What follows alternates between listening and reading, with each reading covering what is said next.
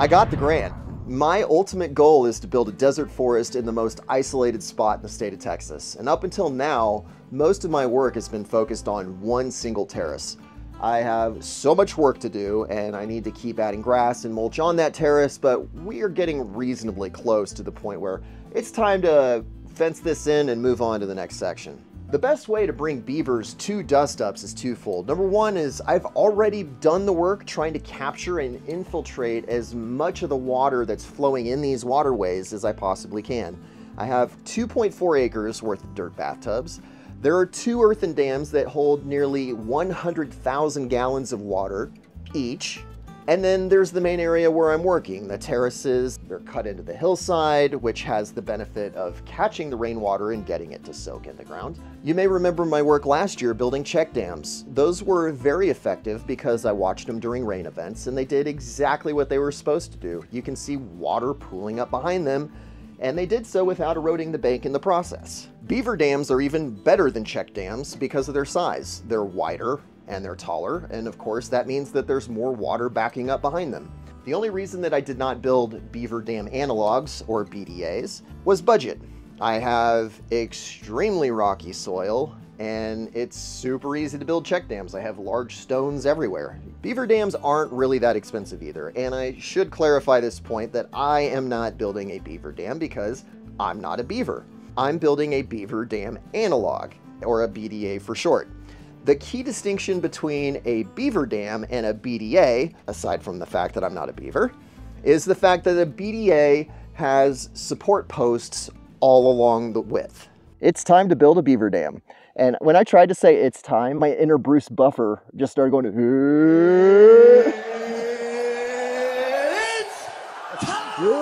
it's time! There's a decent chance that we may be using a check dam that we've already built as a sort of foundation. I want it to be right here. This is the satol that the BDA is going to go on the other side of. I think if I can get the dam here and I can trim this vegetation back so that I have room to work, that's going to be the most impactful place to do it. Let's go get some measuring tape and T-posts. This needs to be 10 feet across. Normally you want to use untreated lumber for those posts because they add organic material in addition to the structural support. However, for the purpose of this grant on this ranch, NRCS approved me using T-posts because I don't think there's any chance that I'm driving a wooden post through solid rocks. And driving T-posts in normal soil conditions isn't anywhere near this hard, but if you're breaking up rocks in the process of driving T-posts, it becomes way more difficult. It's like the world's worst chisel because it doesn't even have a sharp end. You're just bashing and banging on this steel rod, hoping that eventually you break the rock to your will and make it part ways. I was able to get the one middle post fully driven into the ground because the material in the actual river channel is more clay than rock.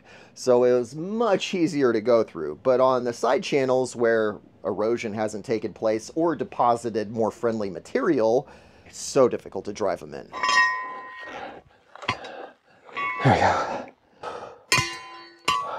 So the next step is this needs to be convex downstream. The reason it's convex and not concave is that we want water to flow evenly over the top. So instead of dropping right into the channel, I want to have even flow spreading as much along this floodplain as we can get. So what I'll probably do with the next post is try to get it in between the rocks that we've already stacked, trying to get the shape that we're going for. It doesn't need to be anything extreme, just mildly convex. This needs to be anywhere from 18 to 30 inches from the nearest post. I ordered a gasoline-powered T-post driver well before I arrived on the ranch. I'm so annoyed at Amazon. I ordered that part 3 weeks ago. Instead of UPS delivering the gas-powered T-post driver that I ordered several weeks prior, I'm out here banging away with steel on steel, making do with what I've got. It's not like we get next day delivery on packages. If we need parts right now from Tractor Supply, Home Depot, whatever, we have to drive 3 hours into El Paso and 3 hours back to get whatever's needed. So if I can order on Amazon and have the parts waiting for me, it makes a lot of sense. A common complaint that I hear from my neighbors in Sierra Blanca is about the useless parcel service known as UPS. Take a look at this screenshot from UPS where they allegedly attempted a delivery to the post office at 5:31 in the morning. I don't think you have to have much experience with the post office to realize that they don't keep those kind of hours. Well, that's pretty far in. I think what I'm going to do is leave this, and then I'll just have to come back with the T-post driver and really drive it in, because this is just going to be exhausting. The posts do go in at the end, so I guess technically I'm following the instruction, right? Break time. Right on cue. That's Brandon. How's your morning going? Building momentum. Pretty rough one this morning. Yeah? Whoa! Yeah, pretty rough. Glad you're up. Good to see you. I'm driving T-posts. You up for helping with Beaver Dam? Mm-hmm. Where are you working? To the left of the dam, you'll see the T-post sticking up out of the ground. So that's going to catch, hopefully, some of the runoff, and especially what I'm sending from this broken road until the dozer gets fixed. Rascal Flats. Broken road. Lost on me, sorry. It's always lost on me. Sung at a couple of weddings. Oh yeah? Nice. How much vocal training do you think you have to do before you feel comfortable singing?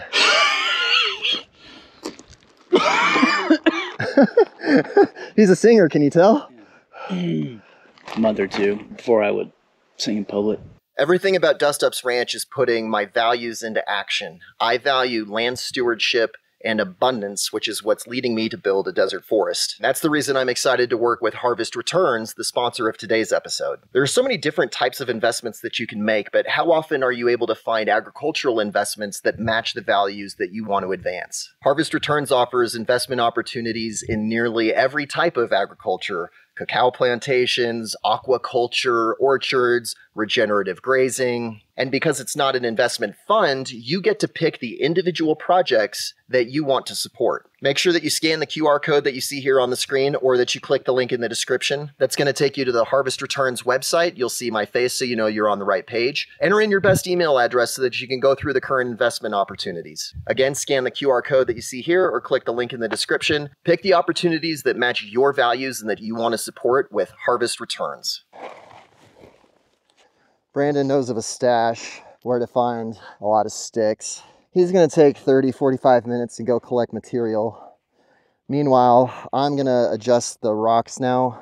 Rather than a check dam, I'm going to widen the base out, which will be better for the spillway anyway, because this is no longer a check dam. It is a foundation. Level it out a bit, even throw some of these rocks downstream. But the nice thing about this check dam having been here already is that it's already filled with a decent amount of sediment. So we can feel pretty good about the way this is likely to perform when it actually gets water. Not watertight, it's definitely leaky, but certainly better than the first run. And now we got to start getting organic material into this. Many of the ideas between the dirt bathtubs, the terraces, the dams, all of these ideas, they also reinforce each other. Every water structure's goal is to get water soaking into the ground, including these BDAs. My property gives me the very unusual gift of the right depth between the surface and the limestone underneath. There are parts of the property where limestone sits exposed on the surface. It is bare rock, exposed to the sun, all the time.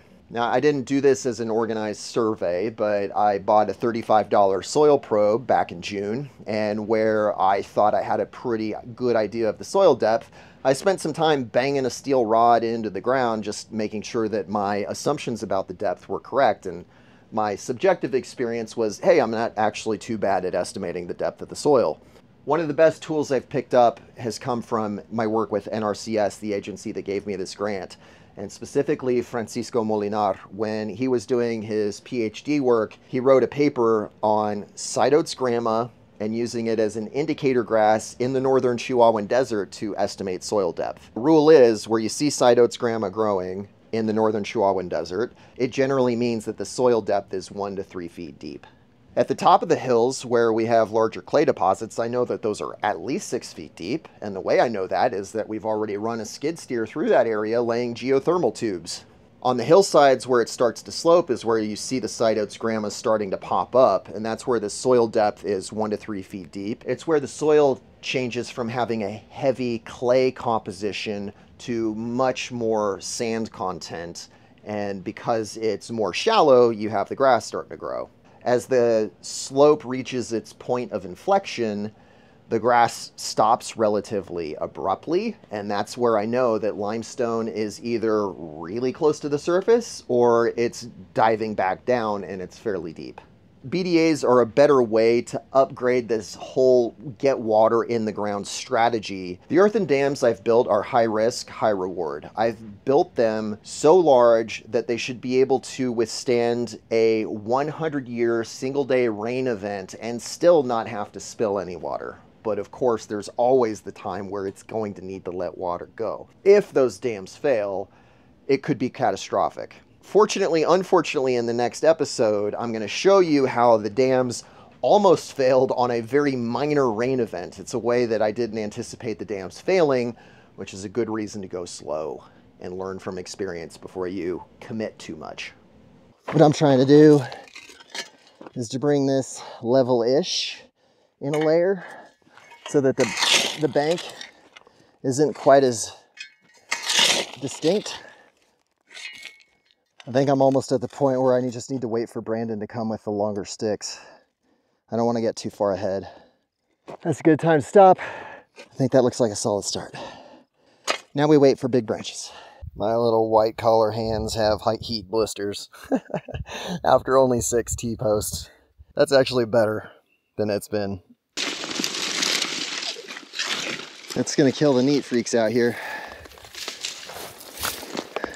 because this is the opposite of a syntropic, where syntropic is all beautiful and organized, and this ain't beautiful and it's not organized. It's supposed to function like aggregate, where you just have not total chaos, but a lot of chaos. Back to soil depth, as you go in these washes, the soil gets much deeper. I don't know for a fact how deep the soil is. I'm estimating just based on the slope, and it really is a guesstimate. I don't think the soil's anything more than 20 feet, and I suspect it's probably less than 10 feet deep where this water flows. So what happens when the water goes into the sand? It eventually sits on the limestone, and then it flows downhill 5.5 miles all the way down to the Rio Grande along limestone.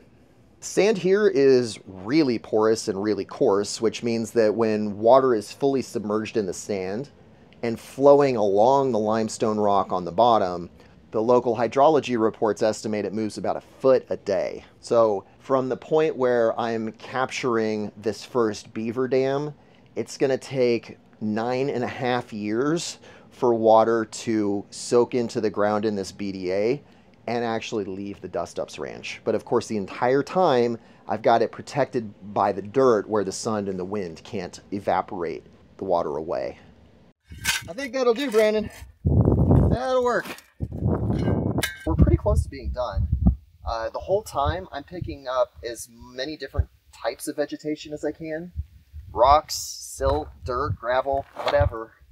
And it gets shoved in the dam. There's no magic recipe. Everything's going every which way, and as we lay these branches, we're trying to make a fan. The dam is going to be this high when it's all said and done. It's going to touch the bottom of those posts. We don't want the water just spilling here. We want it spilling here and here and here and here and here, so that we're not eroding any particular portion of the bank. We want to spread that force out as much as possible. At some point, this thing's going to fail. Mm-hmm.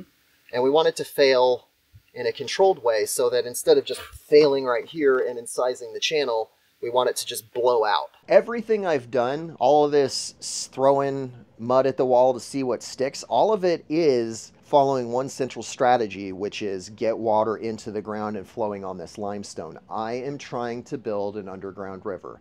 I don't know how big it is, and I can't know for certain where it's going other than downhill and probably towards the river. Geology is a complex subject. I'm so oversimplifying, but I think you get the point. The main risk of this going wrong is that maybe somewhere the limestone's fractured and I might just be donating a whole bunch of groundwater to the aquifer instead of the plants that I'm trying to support. Not the worst thing in the world, but definitely not my goal. Without actually mapping the underground geology and using ground penetrating radar or some explosives and really looking at the underlying composition, I can't know. Or I could do a whole lot of digging, and I just don't think it's worth digging. At some point, you got to just put your chips on the table and make a bet. Have you seen a lot of beaver dams, Sean? No, sir. Can't say that I have. It's 12:30 and I'm starting to poop out, so even though we're really close to finishing, if I keep pushing, I'm going to get dehydrated and I won't recover the rest of the day. So lunchtime for me, and I'll see y'all this afternoon. That really wiped me out. I went through about 1.5 gallons of water in a 4-hour period. Fully confessing myself as a novice in geology, but also backed with grants from NRCS who have much more expertise in all of this stuff. I sincerely believe that this really does have a long-term opportunity for success. The total grant award is for $9,300 something, I believe, for me to build 20 BDAs and also to spread seeds over a 4-acre area. At first, $41 per linear foot seems expensive, but by the time I factor in my labor costs and how long it takes to scrounge this material, sometimes it might even involve transporting the material, it really is about what it costs to build these. I didn't know about these kind of grants. In fact, it's a brand new grant. I'm the first recipient in the state of Texas to get this grant. I'm really thankful for the opportunity. I hope I get to work more with NRCS as we build these. Brandon's schedule now is going to be to build at least one of these a week for the next 10 weeks. That'll fulfill my obligation for 2024. If we can get up to 2 dams a week, that's what we're shooting for. I want to knock out this year's contract obligation and then hopefully get an early start on the next one. We can always build more, but we decided to start with something that I knew was manageable and doable, but also that wouldn't be overwhelming and completely take me away from the terraces. The first Beaver Dam analog is complete. Well, it's a rough draft because it's going to Ryan and Arbor. I'm sure they're going to have some feedback for us. If you have some ideas on what we could have done differently, I know you won't be shy leaving comments. It doesn't have to stop here. I have made a special bonus episode that you can go watch by clicking the link in the description. The episode's about life on the ranch, waking up, getting ready for the day before I went and built this beaver dam. Scan the QR code or click the link. There's more Dust Ups content waiting for you. Thank you so much for watching, and I'll see you in the next episode.